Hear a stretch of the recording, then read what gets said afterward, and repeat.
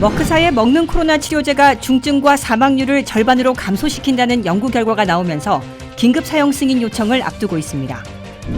바이든 인프라 법안을 놓고 민주당 내 진보와 중도파들이 정면 대치하고 있어 극적인 반전을 이뤄낼지 주시되고 있습니다. 미 국민들의 소득이 크게 늘지 않고 물가는 급등하고 있음에도 지출은 줄이지 않아 경제 성장을 지탱하고 있는 것으로 나타났습니다. 앞으로 서류 미비자들 가운데 범죄 전과가 없고 1년 이상 거주해온 경우 체포와 구금, 추방당하지 않게 됩니다. 현대자동차의 고급 브랜드 제네시스가 전용 전기차 GV60를 선보이며 전기차 시장에 첫 도전장을 내밀었습니다. 여러분 안녕하십니까? 워싱턴 뉴스투데이 시작합니다. 세계 최초로 먹는 코로나 치료제가 미국에서 개발돼 판세를 바꿀 게임 체인저로 주목받고 있습니다. 최대 제약사인 머크사는 먹는 코로나 치료제 몰루피라빌에 대한 3상 임상실험 결과 감염자들의 중증 입원과 사망률을 절반으로 감소시키는 것으로 나타났다며 곧 긴급 사용 승인을 요청할 예정이라 발표했습니다. 김지수 기자가 보도합니다. 미국의 코로나 바이러스와의 전쟁에서 또 한 번의 중대 게임 체인저로 먹는 치료제가 등장하고 있습니다. 코로나 백신과 주사하는 치료제에 이어 먹는 치료제가 개발돼 곧 배포될 것으로 보입니다. 복용 연말까지 미국 최대 제약회사인 머크사는 먹는 코비드 치료제로 개발한 몰루피라비르에 대해 3상 임상실험을 실시한 결과 바이러스 감염자들이 이 약을 복용하고 29일 안에 중증으로 발병해 입원하거나 사망할 위험성을 절반이나 줄여주는 것으로 나타났다고 발표했습니다. 머크사는 3상 임상실험에서 코로나 바이러스에 감염된 환자 775명을 두 그룹으로 나눠 먹는 치료제를 복용토록 한 결과 29일 안에 중증으로 발병해 입원한 비율은 7.3%에 그쳤고 사망자는 한 명도 없었다고 밝혔습니다. 먹는 치료제를 복용하지 않은 감염자들의 중증 발병 입원과 사망률은 14.1%를 보였다고 머크사는 공개했습니다.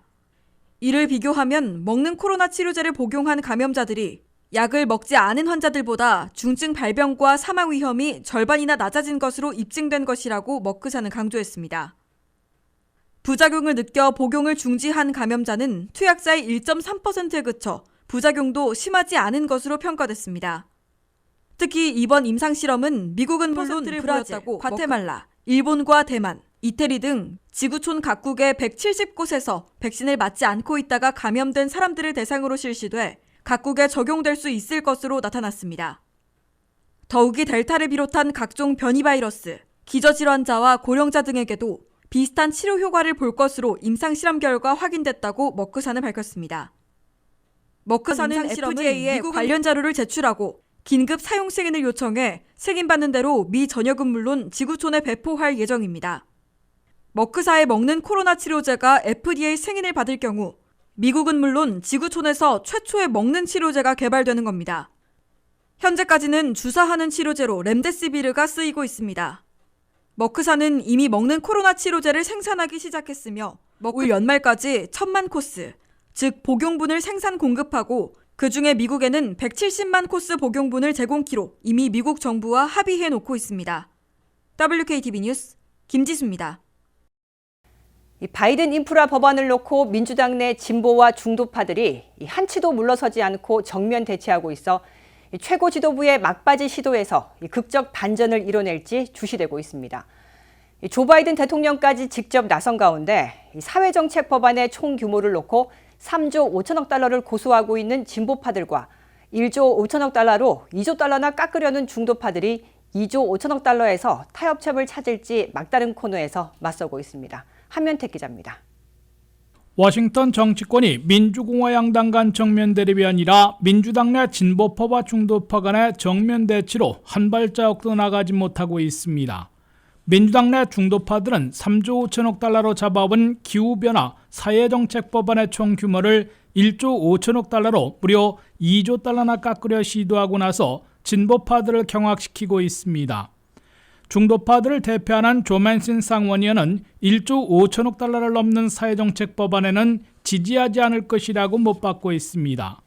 또 다른 중도파의 대표인 키르스텐 시네마 상원의원은 구체적인 수치를 제시하지 않은 채 3조 5천억 달러에는 반대한다고 강조하고 있습니다. 이에 맞서 민주당 내 더 많은 숫자를 점유하고 있는 진보파들은 3조 5천억 달러 규모의 기후변화와 사회정책 법안이 연방 상원에서 통과된 후에나 초당적 지지로 상원에서 가결됐던 1조 2천억 달러짜리 인프라 투자 법안의 하원 표결에서 찬성표를 던질 것이라고 경고하고 있습니다.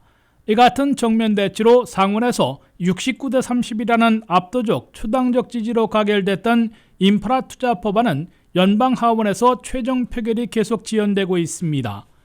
민주당은 낸시 펠로시 하원의장이 소집한 비공개 하원의원 총회에서 타협점을 모색했으나 양측이 정면 대치를 풀지 않아 금명간 기본 합의를 이뤄낼지 불확실한 것으로 보입니다.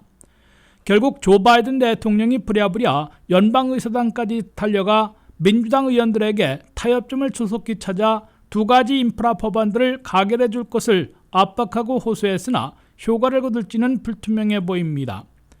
민주당 내 진전을 보려면 기후변화와 사회정책 법안의 총 규모를 기존의 3조 5천억 달러와 조 맨신 상원의원의 1조 5천억 달러의 중간인 2조 5천억 달러 안팎에서 타협하고 진보와 중도파들이 동시 수용해야 합니다. 만약 2조 5천억 달러로 1조 달러나 줄일 경우 헬스케어, 무상교육과 보육지원, 유급휴가, 기후변화 대처를 위한 에너지 전환 중에서 어느 분야에서 얼마씩 축소할지를 공감대를 찾아야 합니다. 또한 중도파들이 요구하는 대로 재원 마련 방안인 대기업 법인세 인상폭을 현재 21%에서 26.5%로 할 것인지 더 내려 25%로 할 것인지를 결정해야 하고 최고부유층 최고소득세율 적용 대상도 확정해야 하며 자본이득세도 현재 20%에서 25%냐 28%냐를 선택해야 합니다. 기후변화와 사회정책 법안의 총 규모와 세부 내용에 대해 민주당 내부에서 진보파와 중도파들 상하원 간의 기본 합의에만 도달하면 상원 가결 인프라 법안을 하원에서도 최종 승인하고 민주당만의 결집으로 사회정책 법안을 상하원에서 잇따라 통과시키게 됩니다. WKTV 뉴스 한면택입니다. 미 국민들의 소득이 크게 늘지 않고 물가는 급등하고 있음에도 그나마 씀씀이는 줄이지 않아 경제 성장을 지탱하고 있는 모습입니다. 8월에 미국민 소득은 0.2% 늘어났고 물가는 연율로 3.6%나 급등했음에도 소비 지출은 0.8%로 대폭 증가한 것으로 나타났습니다. 안혜린 기자가 보도합니다. 미국민들이 경제 여건의 악화에도 불구하고 지갑을 계속 열고 있어 델타 변이에 따른 경기 후퇴를 막아내고 미국 경제 성장을 지탱해주고 있습니다. 8월 한 달 동안 미국민들의 소득은 전달에 비해 0.2% 소폭 늘어났습니다. 변동이 심한 식료품과 유류를 제외한 근원 물가는 1년 전에 비해 3.6% 증가해 6월, 7월과 같은 고물가 수준을 이어갔습니다. 그럼에도 미국민들의 8월 소비 지출은 전달에 비해 0.8%나 증가했습니다. 서비스 분야에서의 소비 지출은 0.6% 늘어나 델타 변이의 직격탄을 맞지는 않았음을 보여줬습니다. 특히 8월의 지표는 7월에 비해 미국민 소득과 소비 지출이 정반대 현상을 보인 겁니다. 7월의 미국민 소득은 1.1%나 급증한 반면 소비 지출은 0.1% 줄어들어 마이너스 후퇴를 기록한 바 있습니다. 미국민들이 정부 지원의 종료로 소득 증가가 급속히 둔화됐고 물가 인상은 여전해 실질 소득이 더 낮았음에도 소비 지출, 씀씀이는 더 늘린 것으로 분석되고 있습니다. 미 국민 소비 지출이 미국 경제의 70%나 차지하고 있는 내수 경제이므로 델타 변이 여파에도 불구하고 씀씀이를 늘린 미국민 소비자들이 미국 경제 성장을 지탱하고 있음을 입증한 겁니다. 다만 미국민 소비 지출이 9월에는 다소 냉각될 조짐을 보이고 있습니다. 9월 말 식당들에서 채워진 손님 좌석수는 7%나 줄어든 것으로 업계가 밝히고 있어 여러 악재로 미국민들이 외식과 여행, 숙박비 지출을 줄이고 있는 것으로 해석되고 있습니다. 그럴 경우 미국민 소비 지출이 마이너스를 기록했던 7월과 반등세를 보인 8월, 둔화되는 9월을 합할 경우 3분기의 경제 성장률이 다소 냉각될 것으로 예고되고 있습니다. 미국의 경제 분석가들은 대체로 미국 경제 성장률이 1분기에 6.3%, 2분기에는 6.7%를 기록했다가 7월부터 9월까지의 3분기에는 3.4%로 둔화됐다가 10월부터 12월까지의 4분기에는 다시 6.2%로 반등할 것으로 내다보고 있습니다. WKTV 뉴스 안혜련입니다. 미국 내 1,100만 서류 미비자들 가운데 범죄 전과가 없고 1년 이상 거주해온 경우 앞으로 체포 또는 구금, 추방당하지 않게 됩니다. 바이든 행정부는 새 이민 단속 지침을 통해 이 서류 미비자들 가운데 테러 용의자와 스파이, 주요 범죄자가 아닌 경우 단순히 이민 서류가 없다는 이유로 체포하거나 추방할 수 없다 밝혔습니다. 한면택 기자입니다. 친이민 정책을 내건 바이든 행정부가 이민 단속의 우선순위를 재설정하고 전과 없고 1년 이상 거주해온 단순 서류 미비자들은 체포, 구금, 추방하지 않겠다는 보호 조치를 시행하고 나섰습니다. 알레한드로 마요르카스 국토안보부 장관은 미국 내 이민 단속을 전담하고 있는 아이스 이민세관 집행국에게 내려보낸 지시 메모를 통해 트럼프 전임 행정부와는 180도 달라진 새 이민 단속 가이드라인을 지시했습니다.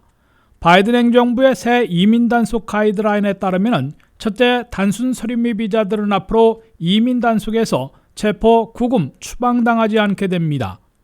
국토안보부 장관의 지시 메모에서는 아이스 이민 단속 요원들이 이민 서류가 없다는 하나의 사유만으로는 서류 미비자들을 체포하고 구금하며 추방할 수 없다고 강조했습니다. 둘째, 아이스의 이민 단속에서는 대신에 1,100만 서류 미비자들 중에 국가안보, 국경안보, 공공안전을 위협하는 불법 이민자들을 중점 단속해 체포, 구금하고 있다가 추방하라고 지시했습니다.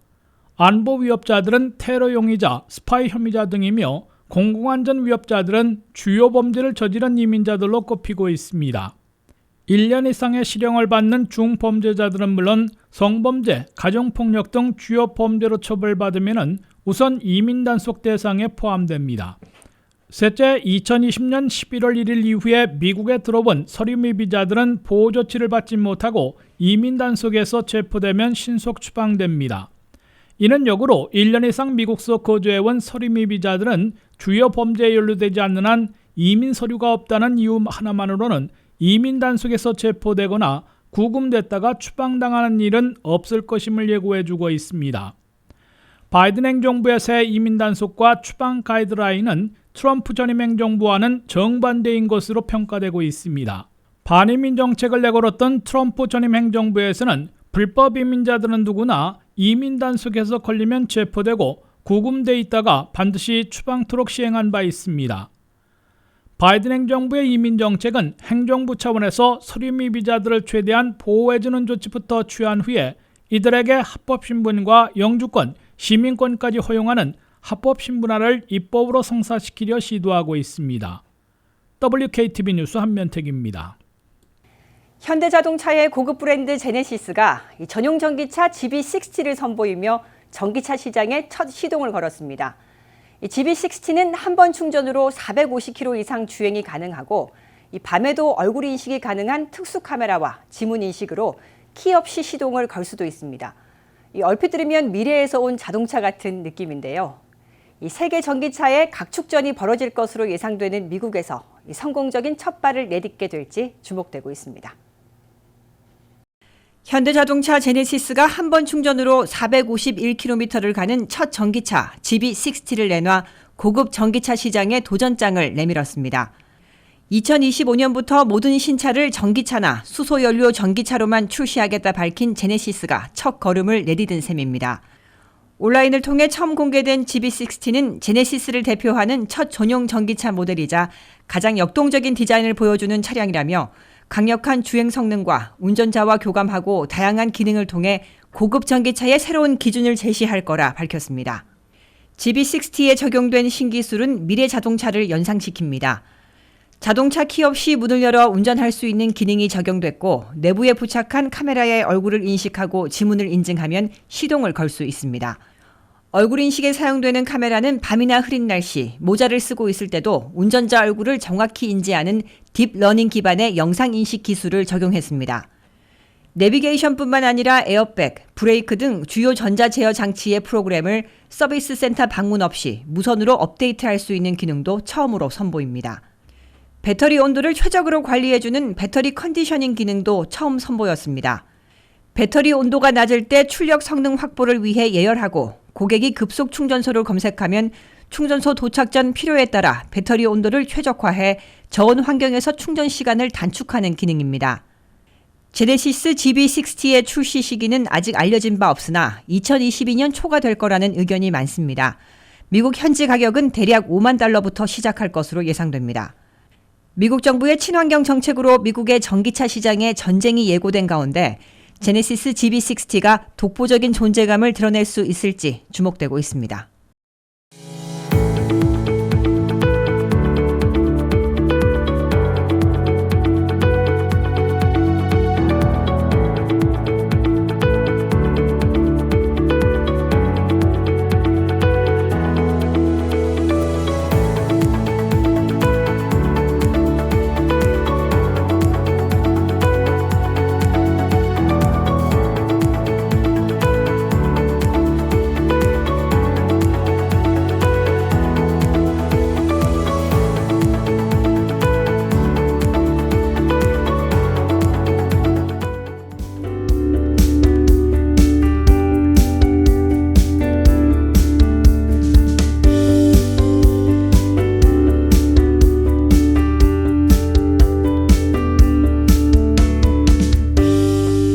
이상으로 워싱턴 뉴스투데이를 마칩니다. 시청해주신 여러분 고맙습니다.